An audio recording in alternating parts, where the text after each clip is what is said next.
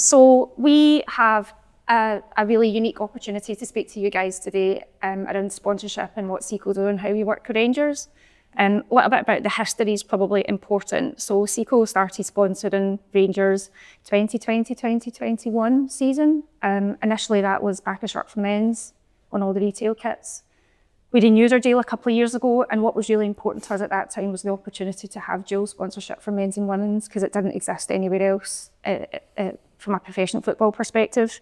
Brands talk about getting involved in football and what they can do, and what we want to chat to you guys is, what does a sponsorship mean to you? How useful is it for you? How can we help do more to push the women's game forward? So delighted to be joined today by Leanne Crichton, who's Rangers Women's Manager, Nick Dock, who is our captain, and Donald Gillis, who's MD for women's football.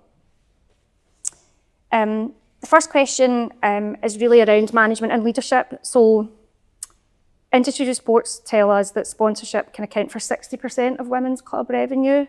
So how critical is it for you that you have sponsors like us who come along and support? Like 60% is a huge number.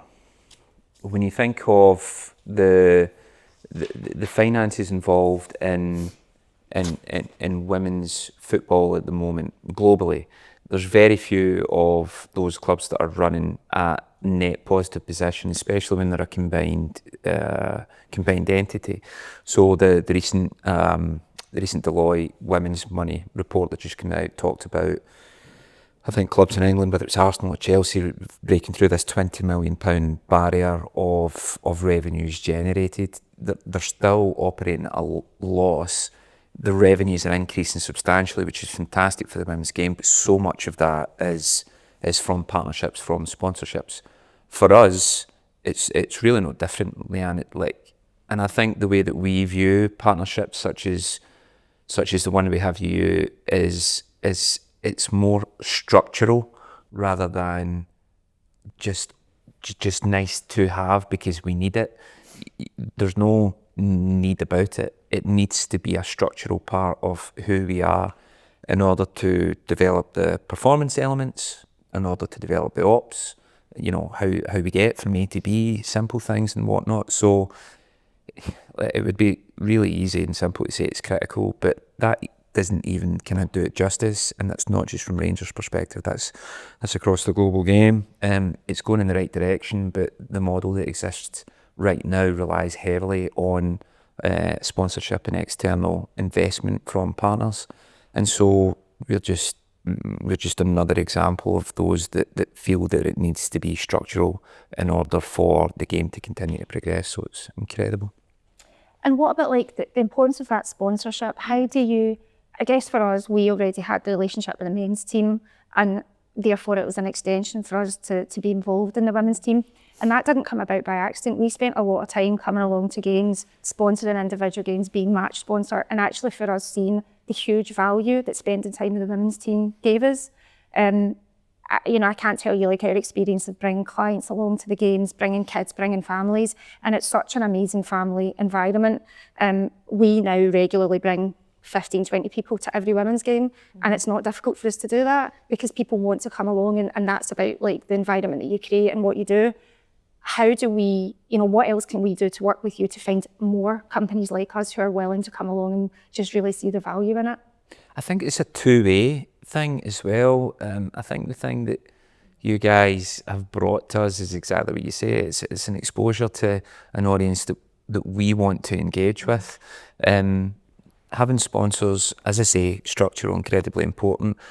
But if you can find a partner that's got more invested interest than just having a front of shirt or a sleeve or something along those lines, a partner that can act as a proxy to you, positively affecting the view of business throughout the country or even beyond if it's an international client or whatnot, that's a level of engagement that goes beyond what a simple transactional piece would be. And I think that's where Seco and Rangers have done incredibly well. And not to talk it up to a level that's silly, but you have done so much.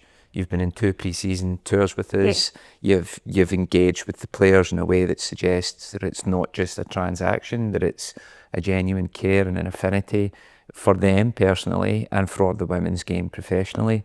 And so the people that come along with you, we already know that there's an interest in the game.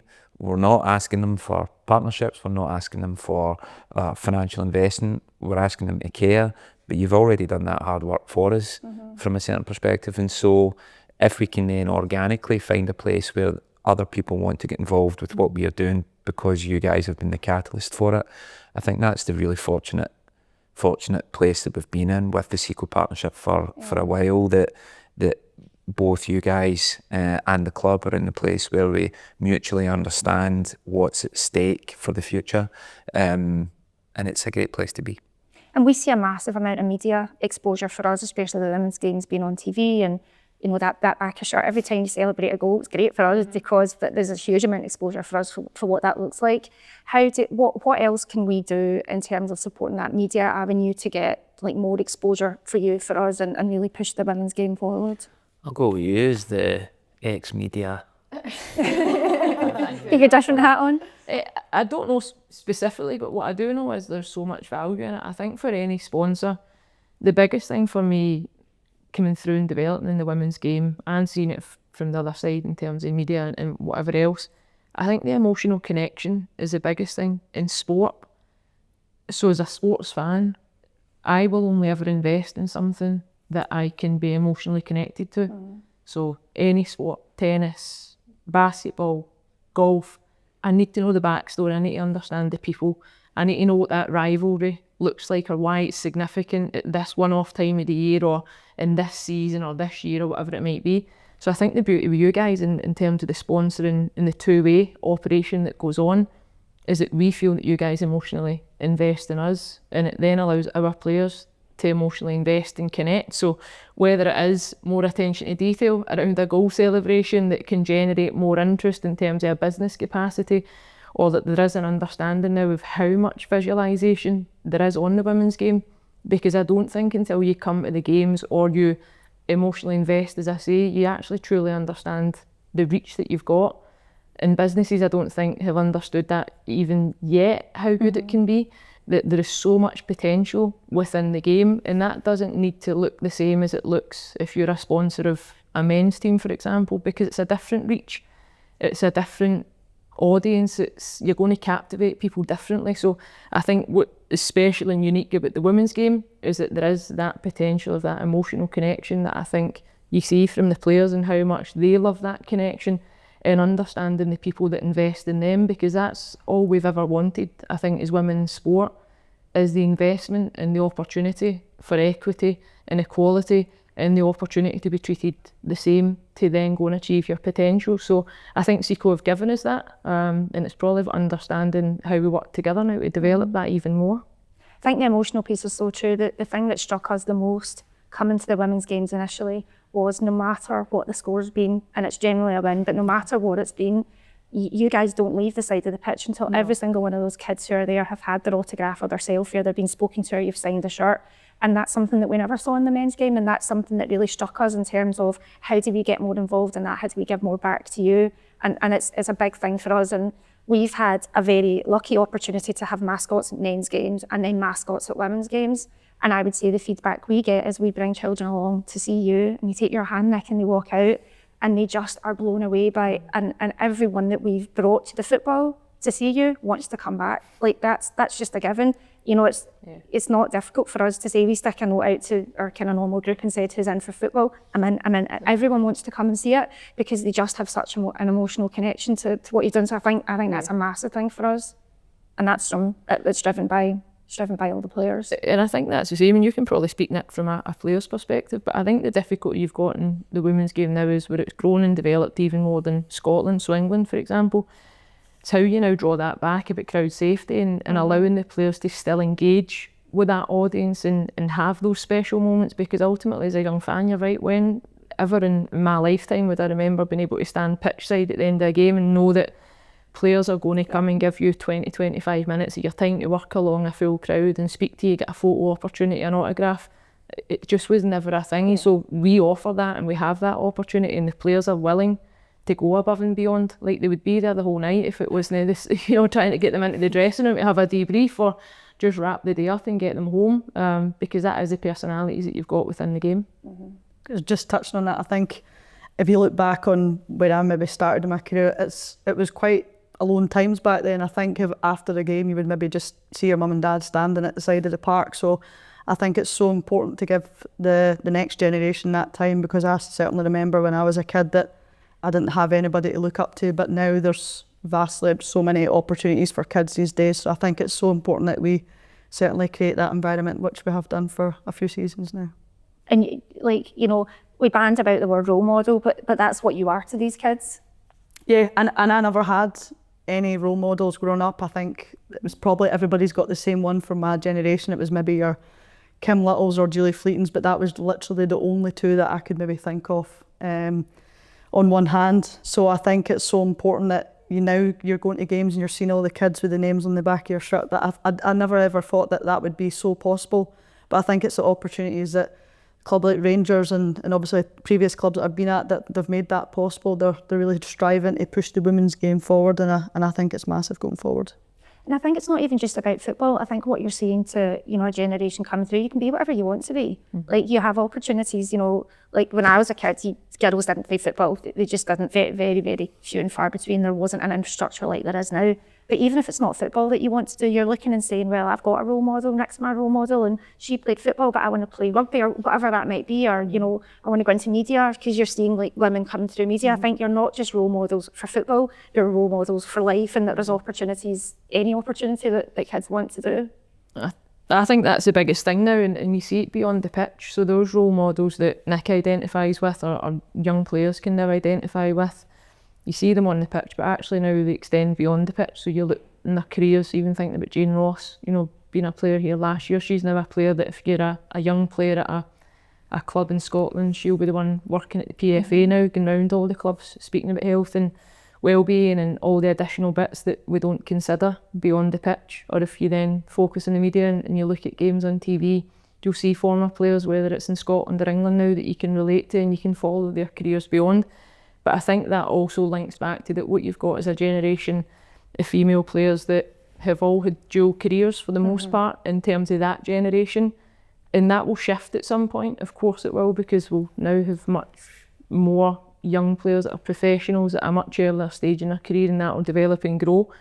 So that role model image will probably change over the next number of years, but I actually think it is so niche that there's so many different types of people operating within the women's game just now that have got different stories, like Nick in a more senior role and a more senior player. Obviously myself being in my position and in the career that I had, but then obviously your young players that we've got here now, your Mia McCauley's and Laura Berry's and Jodie McCleary's that have come through our academy, to look at how they'll develop in 10 years' time, how they will be viewed. So if you're a business and you're sponsoring that opportunity, you're investing in the here and now, but you're also investing in those people beyond the pitch. And it's how much growth and development is still within the women's game. We know it's accelerated at an unbelievable rate. Whether we can keep up with that acceleration, I don't know. But what I do know is that without that sponsorship, without that investment, it definitely won't continue. And that's how important it is for our livelihoods and for the children and the academies that we've got operating just now, to keep giving them the opportunities that our players have today. And we're seeing so many of the youngsters coming through the academy now. Like, what's your average age in the squad? 25. That's amazing. I took it up slightly. I know.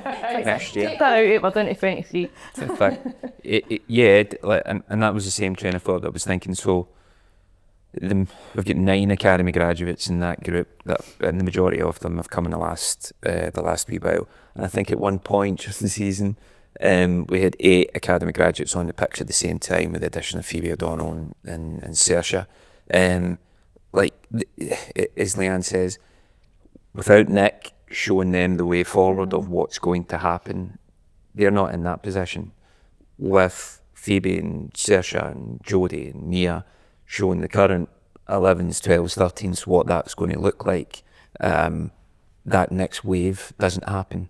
And then you do start to get into the sustainable models for the women's game that is going to allow it to grow and stretch beyond it where it is, kind of bringing it back full circle. Potentially that 60% doesn't need to be 60%. And again, it shouldn't be dependent on that money. It should be structurally embedded in the model how it is. You can't take your eyes off the fact that in order for it to be successful, that 60%'s got to be there right now. So the longer term view is that Saoirse and Phoebe and all those other top young players continue to have people like Nick and Jane Ross and Kathy and all of those players as people that shows them that they can be a professional female footballer. There's no other sport in Scotland that provides more professional opportunities than women's football. Women's football has got the most professional female elite athletes in the country, and that's without external governmental support or any of these pieces. So again, just to show how critical that partnership piece is, it's huge for now and for the future. And that's a huge amount of responsibility to think about all these youngsters coming through. It's an environment which hasn't always been seen as equal. You've got men's football, historically up here, women's football's not that important as though. We see some of that rhetoric and socials and stuff all wide with a women's team, and people I don't think understand just how important it is to have that coming through. How do you guys keep yourself mentally equipped to do that? Because that's quite draining at times, looking after thinking about the younger team coming through, that you're not, you're the captain on and off the pitch. Nick, you see that? How do you keep yourself mentally strong in terms of all of that weight that's on you? I think I've always just kept good people around me, and I think that's probably something that I use quite a lot. If I hear any negativity or any that stuff, I don't read comments. I usually tend not to read the comments, but I know that there's people guilty within the team that will look for those comments. But I've always just guided them that if you read it, you're always going to see it, and that just creates a negativity that's always going to be there with you. So I've always said to the girls, just after a game, like no matter how we perform, there's always going to be bad comments there. There's always going to be that one person who's hidden behind a screen that wants to write something negative about women's football. But to me, it's always just comes down to gender. Women's football is just as passionate. The levels that we perform on a daily basis in training is just as great as men. So I'll always say that as well. And we've seen that we have had the privilege of coming along some of your pre-season trips, that the level of professionalism, that it's not, we were blown away by it, the first time we seen it, just having that opportunity to see the level of training and discipline and the content that goes into doing that, it's phenomenal to watch. Listen, it's second to none, but I also think there's this perception that it's the same, or we always use men's sport as almost like the benchmark for everything, but actually anybody that understands women's sport and to be a top performing female athlete, there's a lot more attention to detail required to be at peak performance every game for a female athlete, simply because there's so much change throughout a month. And you think about a menstrual cycle and how your body feels and your weight and your hormones and everything around it. Our players manage that every single day and still offer up peak performance and so much consistency. So I actually think it's better, but I'm maybe just being biased. I fully agree with you as well, quite nice. But I just think, and that's the bit about understanding the sport a little bit more as well. And when you speak about those throwaway comments or social media or the criticism, that's just a nonsense, because if you're invested in it and you understand it, or you've got a willingness to understand it more and what that looks like, I think people have got a far greater respect for women's sport than you might imagine at times.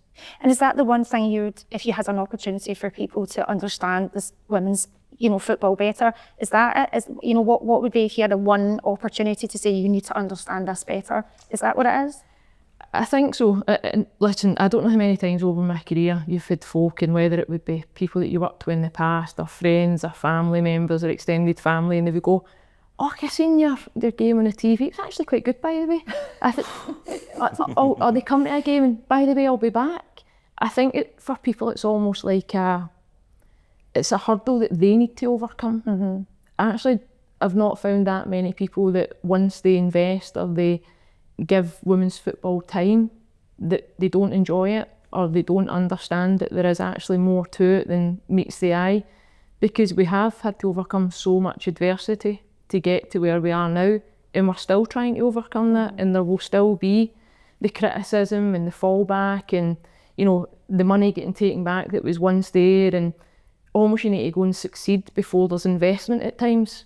But that never really happens anywhere else. There's investment in order to succeed, And women's sport seems to be treated a little bit differently to that. So I do generally find that once people invest and once they step over that line, they're in it and they're with us. So I've said it for the last 2 decades, I think. Give us time, give us that opportunity to show you what we're about. Like I say to the Rangers fans being here just now, invest in us as much as you invest in the men's team.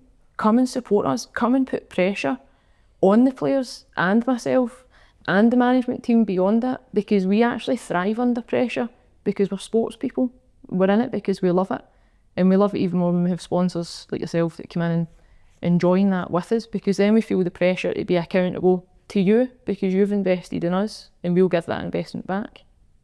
One of I remember you asking me, I don't know if you remember, it was really long ago. So when the first time you were kind of around and you said, are you going to come to all the women's games? And we'd said absolutely, because one of the things that was really important for us, we weren't a faceless sponsor. We didn't want to be on your shirt, but you didn't know who we were, and we didn't bring something else to, bring something else to the party. It wasn't for us just about saying, oh, it would be quite nice to be on the women's team. No, actually, it's a proper investment. And you said to me, will you come to women's games? And I said to you, we will promise to come to, and I think we've maybe missed 1 or 2 home games in that period. But you're right, it's about that investment that says this is not about a faceless name on the back of a shirt, it's about actually being a partner and what else can you do to make a difference. We've had an opportunity to bring lots of young girls along to watch, and we're seeing them say, well, I want to go and play football now, I want to go and learn how to play football.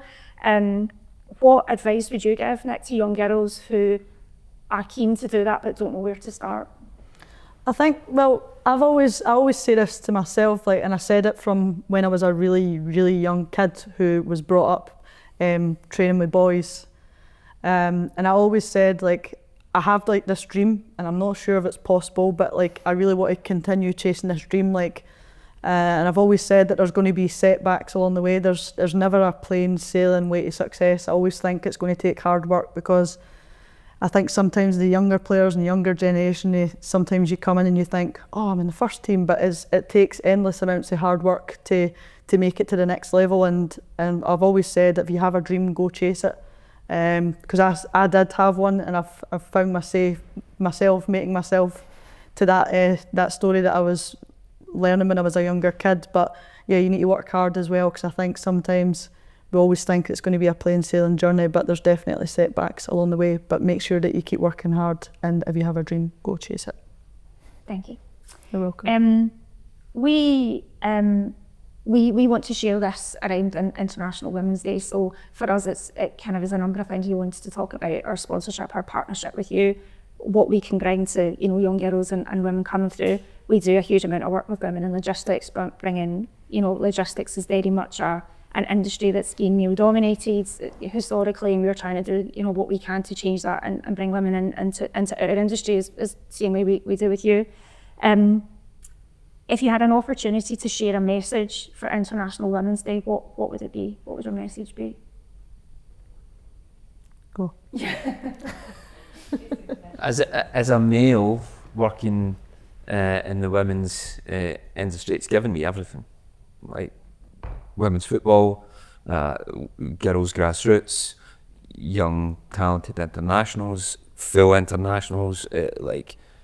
The women's game has given me everything. The respect and the level of admiration that I have for the athletes and for those volunteers and for those parents and for those young girls who are going out to train and chase that dream is really incalculable. So for me, the message on International Women's Day would be continue to do the things that make you happy. Chase those things that put a smile on your face. For me, it was football as a young boy, and for the last 25 years, it's been supporting and helping girls and women get into this game and go into other careers and all the joys that football can take you, whether it's into an industry in marketing, whether it's an industry in logistics. It doesn't mean that football can't be there. So it's probably a thank you for the opportunities that I have, and I keep it going. Nice. Mine would probably be, I think for long enough you always felt like you were an underdog as a woman. I think now when you think of International Women's Day, and it's a day that we celebrate and and we have this opportunity to share these stories. And I think actually being a woman's your superpower, like, and it is, because you can literally be whatever you want to be, you know, regardless of what people have told us in the past, or how many hurdles you feel you need to overcome, or an environment that you felt once upon a time maybe wasn't your environment. I actually think now it is your superpower, because it's there, the opportunities are there. And like Donald says, whether it's, or Nick says, chasing a dream to be a professional footballer or any type of sports person or any industry that you work in to get to the very top, or whether it's just that enjoyment factor, to be part of a network and a community of people that are like-minded and that share the same thoughts and feelings as you do.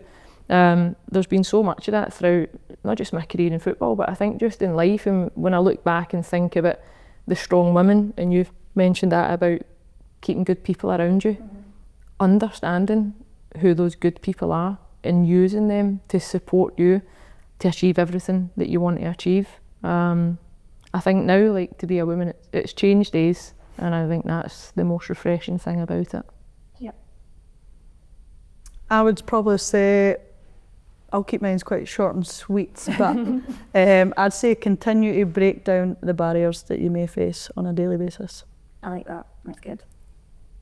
I guess the final thing from us is just, you know, we would say to the friends, family, supporters of the men's team to do what we've done, take that leap, get, you know, like Seco have done, take that leap of faith to spend time with the women's team and see the amazing opportunities that it can bring. Agreed. Agreed.